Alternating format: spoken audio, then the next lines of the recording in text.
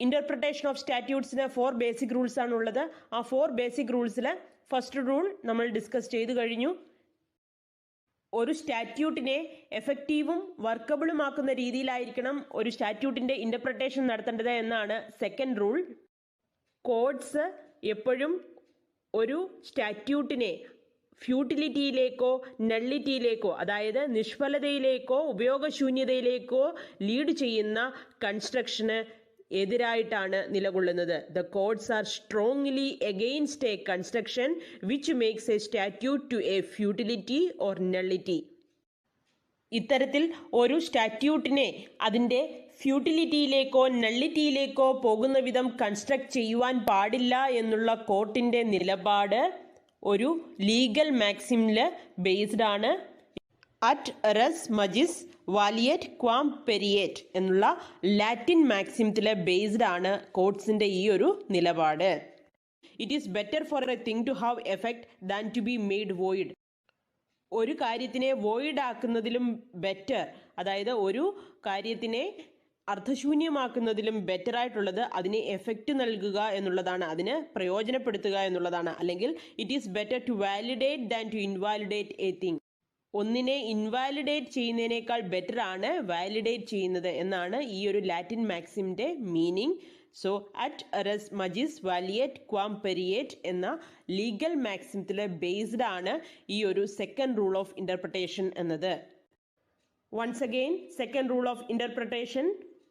Interpretation or construction of a statute must be done with an object to make the statute effective and workable. The courts are strongly against a construction which makes a statute to a futility or nullity.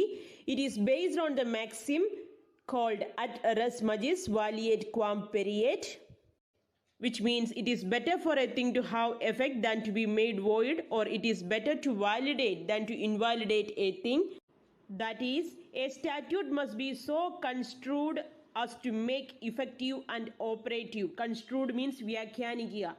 So, a statute must be so construed as to make effective and operative. Now, the third basic rule of interpretation, that is, statute must be read as a whole. This rule of interpretation is also known as elementary rule or compelling rule or settled rule. One must look at the whole instrument when there is inaccuracy and inconsistency in any part of the instrument. ഒരു ഡോക്യുമെന്റിന്റെ ഏതെങ്കിലും ഭാഗത്ത് ഒരു ഇനാക്യുറസിയോ ഇൻകൺസിസ്റ്റൻസിയോ feel ചെയ്താൽ ആ whole ഇൻസ്ട്രുമെന്റിനെ നോക്കിയായിരിക്കണം അതിനെ interpret ചെയ്യേണ്ടത്. അതാണ് elementary rule of interpretation. മറ്റൊരു തരത്തിൽ പറഞ്ഞാൽ ഒരു സ്റ്റാറ്റ്യൂട്ടിന്റെ എല്ലാ ഭാഗവും ഒരു ഹാർമോണിയസ് മാനറിൽ പൊരുത്തപ്പെടുന്ന രീതിയിൽ വായിച്ചു മനസ്സിലാക്കണം. സ്റ്റാറ്റ്യൂട്ടിന്റെ ഒരു ഭാഗവും omit ചെയ്യக்கூடாது. So, every part of the statute must be understood in harmonious manner by reading every part of the statute together, and no part of the statute should be omitted.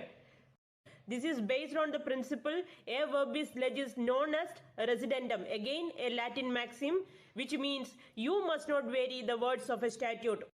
ഒരു സ്റ്റാറ്റ്യൂട്ടിലെ words മാറ്റുവാൻ പാടില്ല എന്നുള്ളതാണ് ഈ legal മാക്സിമിന്റെ അർത്ഥം.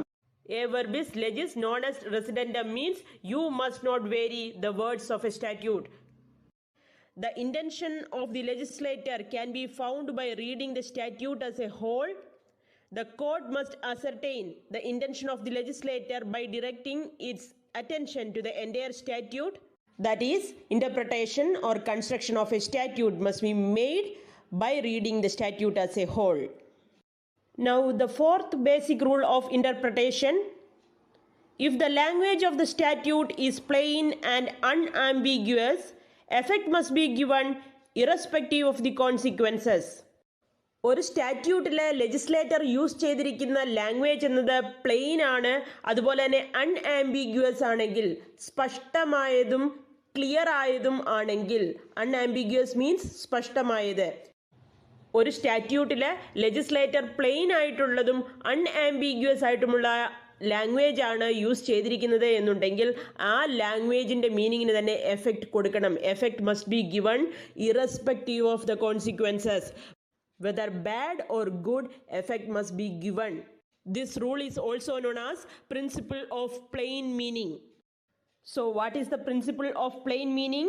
When the words of a statute are clear, plain and unambiguous and they refer to only one meaning, courts are bound to give effect to that meaning even if the consequences result in injustice or may appear oppressive or unreasonable.